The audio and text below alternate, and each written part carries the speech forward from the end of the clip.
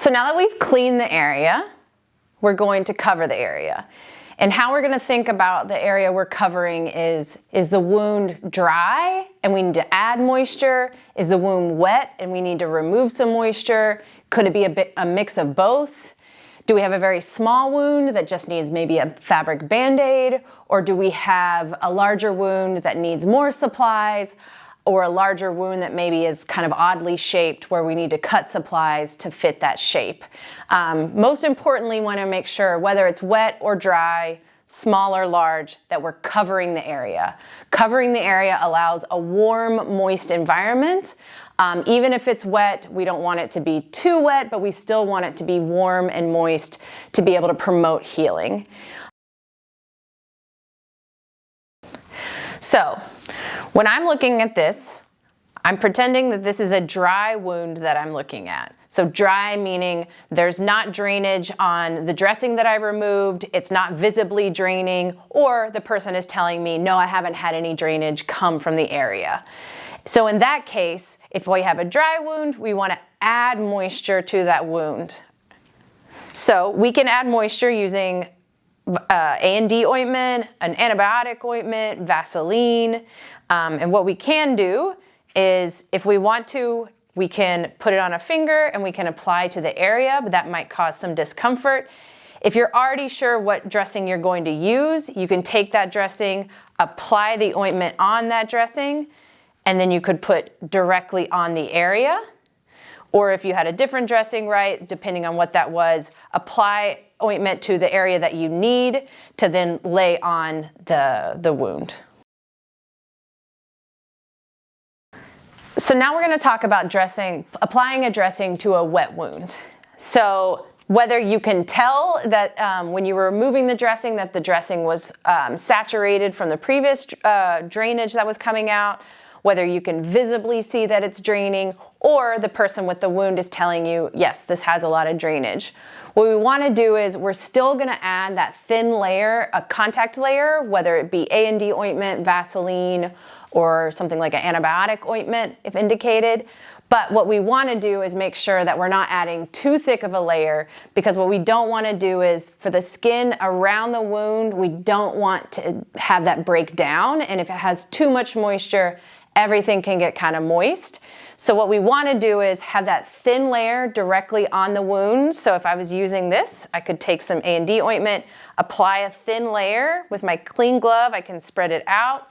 And then this, the ABD pads, it's absorbent, would then be placed directly on that draining wound. And if they said there was heavy drainage, I could take another ABD pad and cover it. If all I had was gauze left, I could add some extra gauze for an absorbent layer.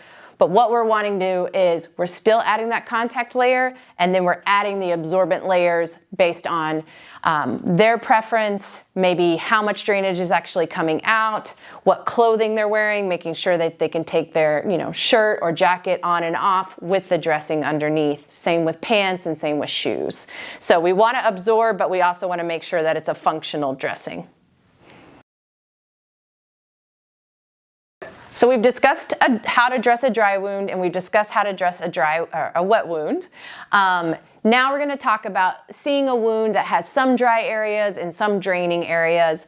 Very common, and our approach is still the same, right? We still want to cover it. We want to add moisture where it's needed.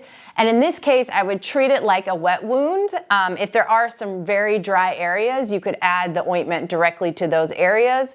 But again, we're adding a thin layer of the ointment to the dressing or directly onto the wound, and then we're covering it up. If there are certain areas that are a little bit more drainage than others, maybe you could add a little bit of extra padding on that side of the area. But otherwise, we're treating it just the same because we're wanting to cover it and keep it warm and moist, but also make sure that we're not having too much drainage directly on the skin. So we've talked about covering a wound and securing it, but we just want to talk about maybe areas where there's a few wounds that are close together and what you could do about that. If you only had fabric Band-Aids, and we have 3 little areas on this person's hand, we could, cover each one of those with a Band-Aid if that's what the participant prefers and that makes it easier for him to use his hands. Or we could take something where we're taking a larger dressing and we're directly covering all 3 of the little areas, and then to their preference, do they want me to tape it down? Do they want me to roll it and secure it? Or do they want me to use Coban? I would actually say with any hand involvement, if you have Coban, that's a great one just because we know we use our hands often, so you could secure the area with the Coban, and that way they have full function of their hand. But again, this isn't a way for us if we have, multiple areas that someone's trying to cover and keep clean. What we could do is either individually cover all 3 of those, or find a dressing that covers all 3 at the same time, and then secure the dressing. So now we've talked about smaller wounds and whether we're going to cover them individually or cover them with a larger dressing. And now we're looking at a wound that maybe is just an odd shape that can't be covered with one dressing. We're still going to do the same, applying the ointment for having a contact layer, applying the right dressing.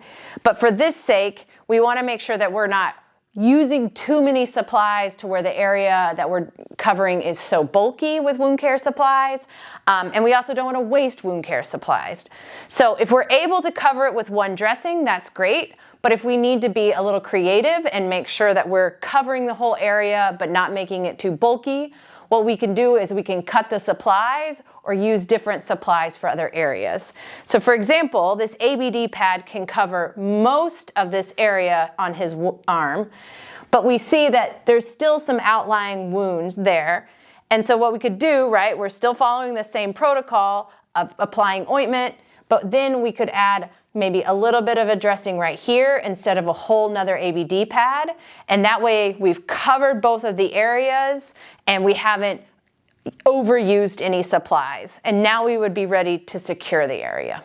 What did we learn in the video about covering the area? First, we want to assess the area to see what supplies we might need. For the dry wound, we talked about adding moisture. For the moist or draining wound, we said we need to attempt to apply a dressing that can better manage the dressing to protect the skin around the wound. We talked about a wound with dry and draining areas, that you would apply ointment to the dry areas and attempt to manage the draining areas. For small wounds, we just want to make sure we're not wasting any supplies. And lastly, with a large or oddly shaped wound, we just want to make sure that we have enough supplies and cut the supplies to cover the areas of the wound.